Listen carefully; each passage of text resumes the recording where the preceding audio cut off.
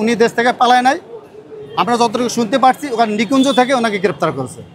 উনি সৎ মানুষ, একজন দেশপ্রেমিক জনপ্রতিনিধি। এই পর্যন্ত তার দ্বারা কারো কোনো ক্ষতি সাধন হয় নাই।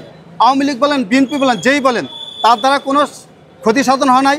সাধারণ মানুষ, এলাকার লোকজন তার থেকে অনেক উপকার পেয়েছে। তার এই সৎ ছিল বিধায় সে দেশ থেকে পালায়নি। যেহেতু সে একটা এলাকায় দায়িত্বপ্রাপ্ত আছে, অবশ্যই তার নমিনেশন দেওয়ার পর তার মানে এটা ক্ষমতা থাকে, প্রাইম মিনিস্টারের অনুমতি সাপেক্ষ। সে দেশ থেকে পালাতে যাওয়ার কোনো চেষ্টা করেনি।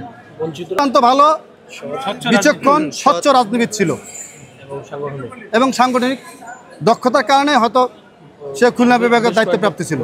তো আজকে যেই মামলার আসামি BM মোজাম্মেল হক, সাংগঠনিক সম্পাদক বাংলাদেশ আওয়ামী লীগ এবং সাবেক সংসদ শরীয়তপুর 1, আজকে মূলত আদাবর থানায় একটা মামলায় 4/8/24 এই মামলা তাকে গ্রেপ্তার করে। কিন্তু আজকে গ্রেপ্তার করার পরে আজকে বিজ্ঞ আদালতে পুলিশ কোর্টে প্রেরণ করে। কোর্টে প্রেরণ করার পর আজকের এই মামলার যে মূল নথি, এই নথি মূল আদালতে না থাকার কারণে আজকে জামিন শুনানি হয় নাই। এই মূল নথি সিআরমি শুনানোর জন্য মহানগর আদালতে আছে।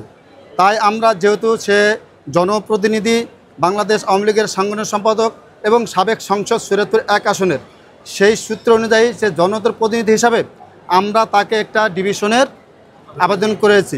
বিজ্ঞ আদালত উভয় পক্ষের শুনানি শুনে এবং যথেষ্ট বিশ্লেষণ মাধ্যমেই সে যেহেতু সাবেক সাংসদ এবং আওয়ামী লীগের সাংগঠনিক সম্পাদক, সেই সূত্রেই তাকে ডিভিশনে আবেদনটা মঞ্জুর করেছে।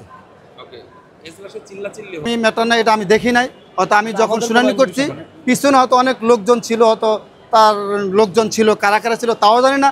হয়তো পুলিশের সাথে যখন BM মোজাম্মেল হক এমপিকে পুলিশ নিয়ে আসছে তখন হয়তোবা ওখানে পুলিশের মধ্যে একটু ঝামেলার সৃষ্টি হইতে পারে, ওটা আমি দেখি নাই।